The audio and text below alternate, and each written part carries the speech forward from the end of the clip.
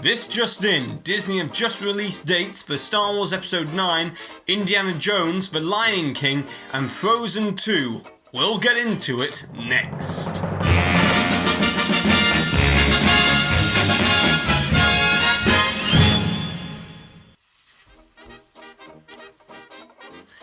Hi there guys, this is DSNY Newscast. Now let's get to the headlines, because we've got some pretty big headlines. And that is that Disney have just announced changes to their upcoming movie slate in the coming years. Now let's get into it. First up, we finally have an opening date for Star Wars Episode 9, the final chapter of this part of the trilogy, that will open on May 24th, 2019. The Lion King will open on July 19th, 2019. Indiana Jones 5 was originally set to open July 19th, 2019, but now has been moved back to July 10th, 2020. Wreck-It Ralph 2, or otherwise known as Ralph Breaks the Internet, Wreck-It Ralph 2, was set to open on March 9th, 2018, but it will now move to November 21st, 2018 instead, so a 6 or 7 month delay there.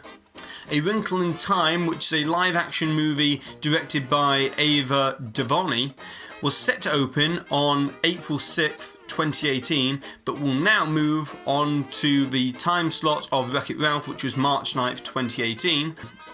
And Gigantic, the animated feature that was set around the story of Jack and the Beanstalk and had the songwriters from Frozen, was set to open on November 21st, 2018, but will now open on November 25th, 2020. So a considerable delay for Gigantic. And we finally have an opening date for Frozen 2, as it's been confirmed that it will open on November 27th, 2019.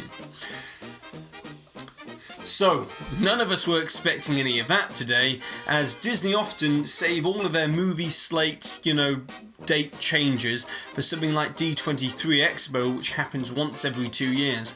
But clearly, they're not happy with the direction that Gigantic's going in at the moment, because they're giving it a 2-year time delay, and they're moving Frozen 2 on up, as they're probably believing, and rightfully so, that the story will write itself and the merchandise will sell itself.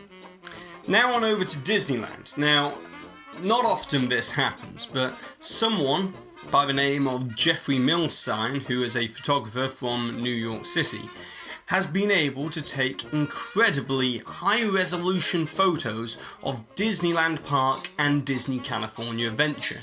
Now, here they are right now. Now, these photos are very rare to come by, as Disney is the only non-governmental protected flyover zones in the entirety of the United States. So this is a pretty big deal. However, the way that Jeffrey Milstein got around the flyover restriction and limitation is that the protection limit is 3,000 feet high and of a 3-mile radius of the park. So the way that Jeffrey got around this is he flew a helicopter just above that 3,000 feet limit and then turned the helicopter sideways, so therefore he could get much better shots.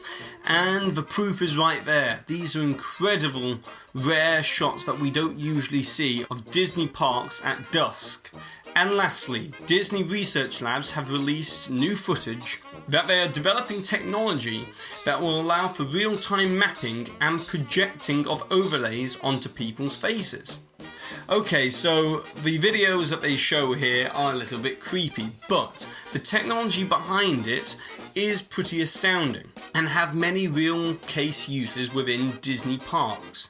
For example, this facial mapping technology could be used to project certain types of faces onto in-park cast members to portray a certain character in a nighttime show like Fantasmic.